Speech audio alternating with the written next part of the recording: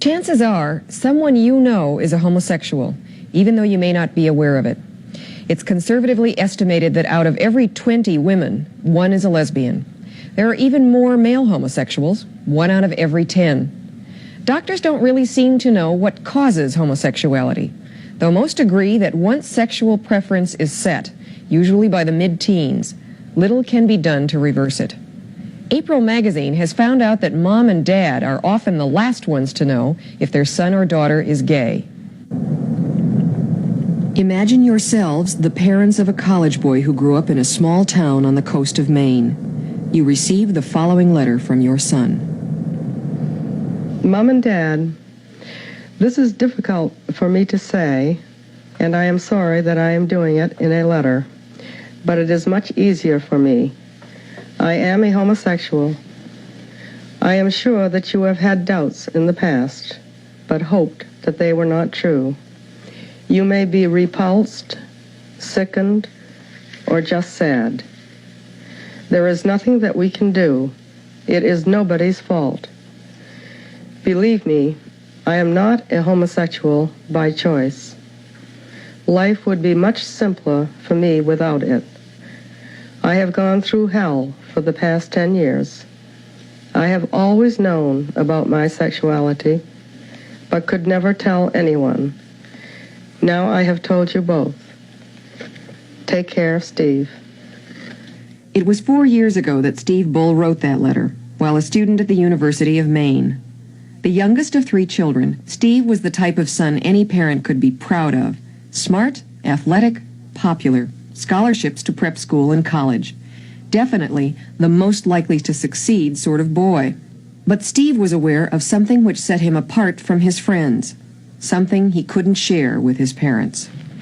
What was the point at which you began to feel that you were, quote, different from the expectation that was made for a young man in Kennebunkport, Maine? Well, there were a series of crushes I had on boys, and there was some sexual activity with boys from when I was 7 to 14, and there were a growing awareness that that I definitely did prefer that I really preferred men sexually. Did it scare you? It scared me in that I had to hide it. I thought about it every day. It was a really big part of my life. It seems like every day something happened that said, oh, you're different from these other people. Every day you thought about it, every day. Something always came up. If it was someone calling someone else a sissy, or a fag joke, or something written in the locker room, or just wrestling with boys when it got to a point where I was aware that, oh my goodness, I better stop. Weren't you tempted to talk to your parents about it? No. No, the closet is a very, very safe place, and the door is pretty much nailed most of the time. I mean, I saw my parents saying things. I saw and heard my parents talking about gay people, warning me not to get into cars with strangers, and why, and that homosexuals were older men that were around school in the bushes that, waited for me to come out of the schoolyard and to lure me into the bushes. I mean, I was subject to the same stereotypes. And I wasn't about to say, well, I'm one of them too. Naturally, we were shocked. Floyd Bull is a traveling salesman for a large chemical corporation. After we read the letter and then reread it and discussed it in detail, we sent him a telegram telling him that we loved him. We wanted him to come to Kennebunk and meet us that weekend. And we spent, I think, 3 days, didn't we, Lynn? Yes. 3 days discussing our lives and our background, his background and his childhood, and discuss any facet might have contributed to it. I'm telling you, we covered 22 years in 3 days. And I just felt a surge of feeling for them. And although they had a lot of hesitations, a lot of doubts, I just felt like all of a sudden I could let this whole bundle out on them. Dr. Judd Marmer is past president of the American Psychiatric Association. When a child comes to a parent and says, "Mom, Dad, I'm gay," what's the first question that a parent ought to ask himself? I think the one thing that is most traumatic in this kind of situation is the tendency of parents to reject such children and to get very angry at them, or to feel guilty as though, oh my God, I must have done something wrong. Well, didn't they?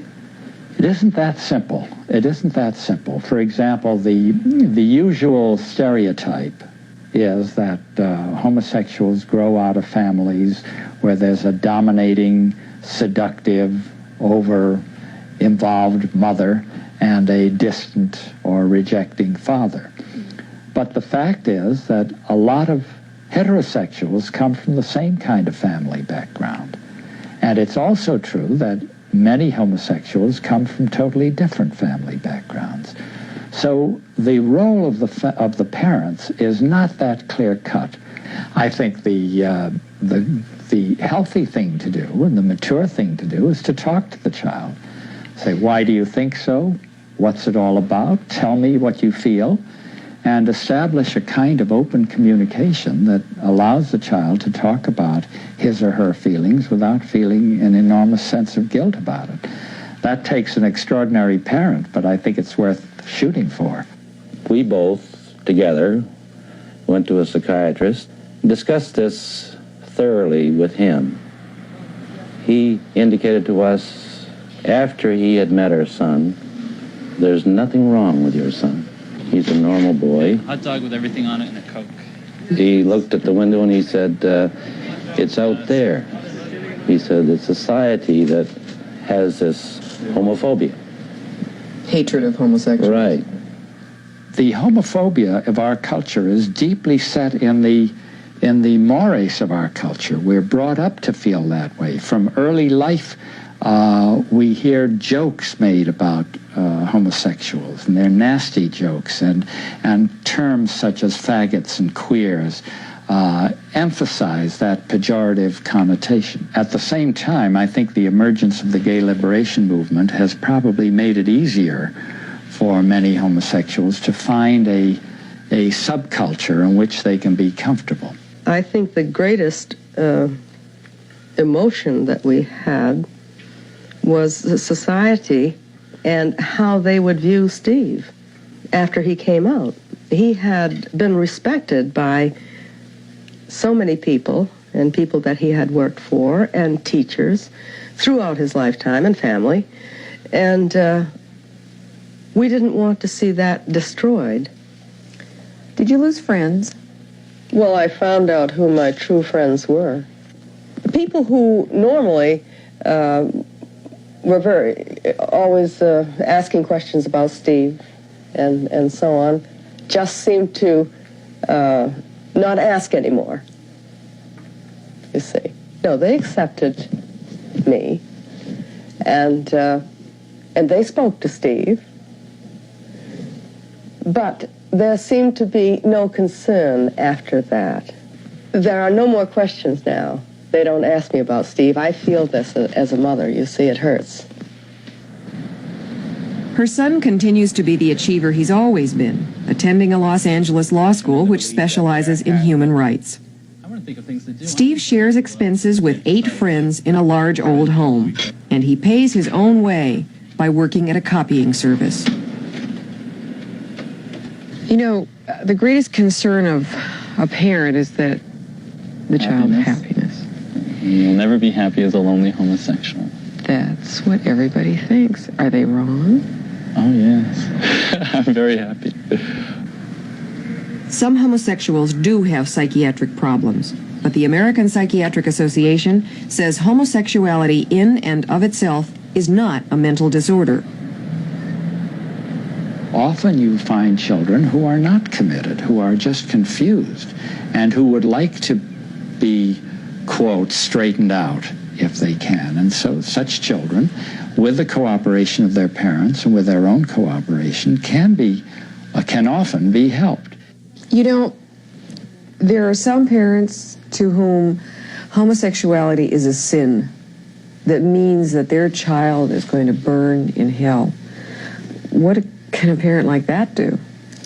What happens is that often the homosexual child simply rebels against them, leaves the house, has nothing to do with the family, and becomes totally alienated, and the child has lost a parent, and the parent has lost a child, to the detriment of both.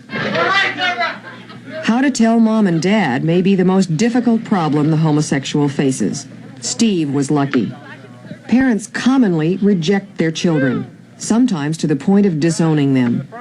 Steve's parents found comfort at Parents of Gays, a group organized to help mothers and fathers cope with their fears and anxieties. And you had to run into that thing. Recent research has demonstrated that if a homosexual comes out of a loving family with good role models, he's much more apt to be a mature and emotionally stable homosexual. Those are the individuals who are more likely never to seek psychiatric help or need it, who live in stable relationships with partners for many years and live very effective and well-adjusted lives. Say you have more than one child in the family, you're going to begin to worry about your other children, wouldn't you? Well, many parents might, but I would reassure them that unless the child has that propensity, it's not going to develop as a result of seeing a homosexual brother or sister.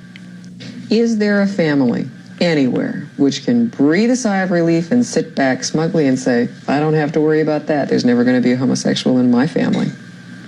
I don't think anybody can say that with absolute certainty.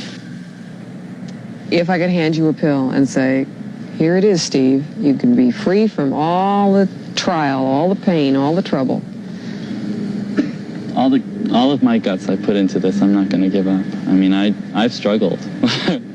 I've put a lot into this, and I'm not going to give it up that easily. I mean, I feel the pain, and I feel the anxieties I've gone through, but I've made it through them, and I'm stronger because of it.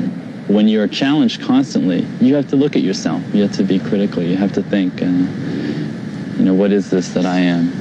You really search out yourself. I did have a strong basis for coming out because I'd analyzed myself. I thought about what was happening to me every day of my life, and I don't want to throw away that whole long process that I went through, and I came to a conclusion that I'm living with very well and that I really enjoy. And that's me. If you were asked to sum up your parents in one sentence, what would you say about them? They care about people a whole lot, sometimes to their own detriment. Why do you think they do it? Well, they love me a lot.